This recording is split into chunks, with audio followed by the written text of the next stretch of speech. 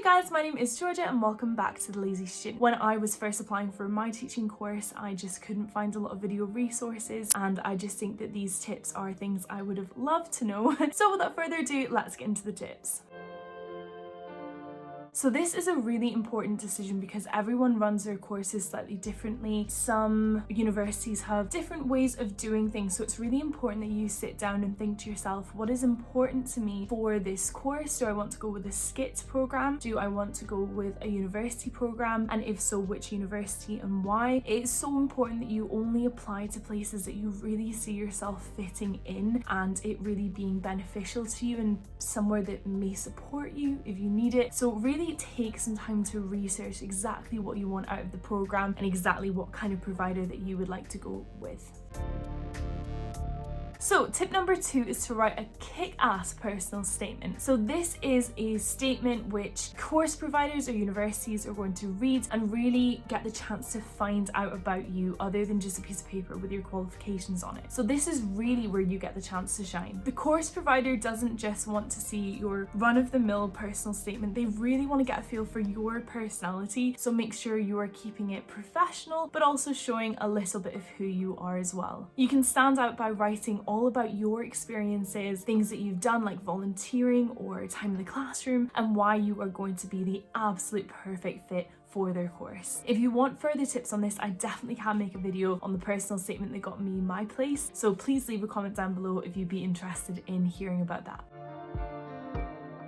Now, preparing for your interview is so important and vital. You have put in the work, you know you want to be a teacher, you have done a really good personal statement, you've submitted it, and now you have been asked to come to an interview, which is super exciting, and I know you're going to do well, but make sure that you prepare like you have never prepared before. I had a wall of crazy for my interview and I researched probably every question that they could have asked me, and it made me feel so good when I left the interview because nothing could have been as bad as what I was putting myself through in the preparation work. So just make sure you are looking at all the different types of questions that they could ask you. Here's a tip, also look at what is currently going on in education news at the current time of your interview, because that's also something that they might ask that some people are sort of blindsided by, so make sure that you look into that. But yeah, just make sure that you spend a couple of days going over how to answer, so using the STAR method, that's super important, where you give situation, task, action, results, and answer questions in a way that is professional while also showing a bit of your personality and making sure that you are just acing that interview, because nothing could come at you that they haven't asked. And even if it does, you will be prepared because you know how to answer things eloquently and professionally.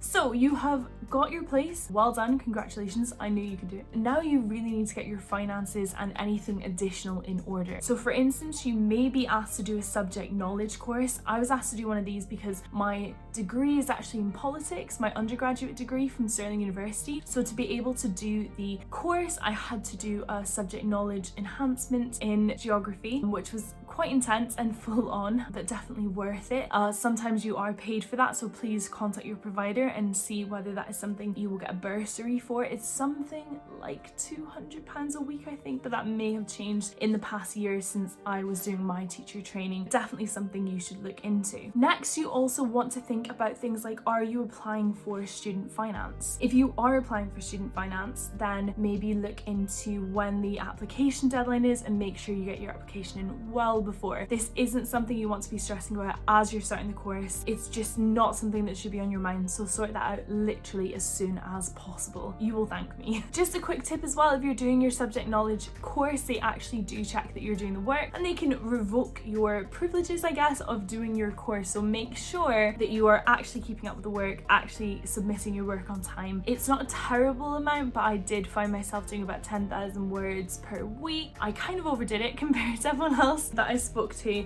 but definitely make sure you are prepared with that because it does actually matter. Also, check if you're eligible for any type of government grant. So in the UK, in England specifically where I did my teacher training, at the time they were offering grants for different subjects. So the year that I chose to do geography, it was a £15,000 tax-free grant that I got towards, well, whatever I want to spend on, but that went all towards rent and living costs, etc. So make sure that you talk to your course provider or get into teaching or whoever you're going through, just to make sure that you are not missing out on any grants. It is also important to talk to your provider early about any payment dates or, contractual things that you need to know. So for instance, we had to complete something like 2 or 3 months of our placement to get our first grant payment. So just check that you know all of that ahead of time.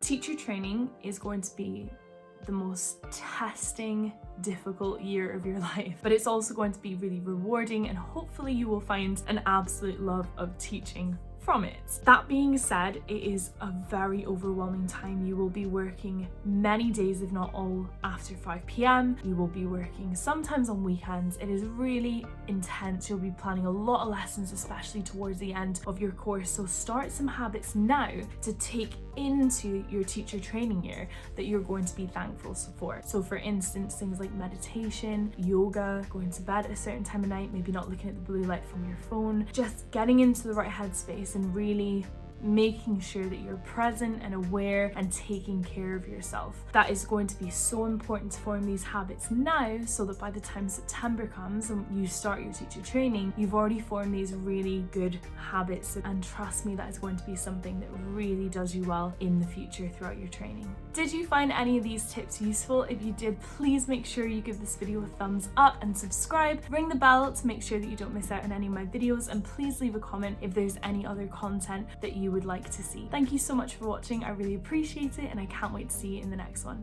Bye!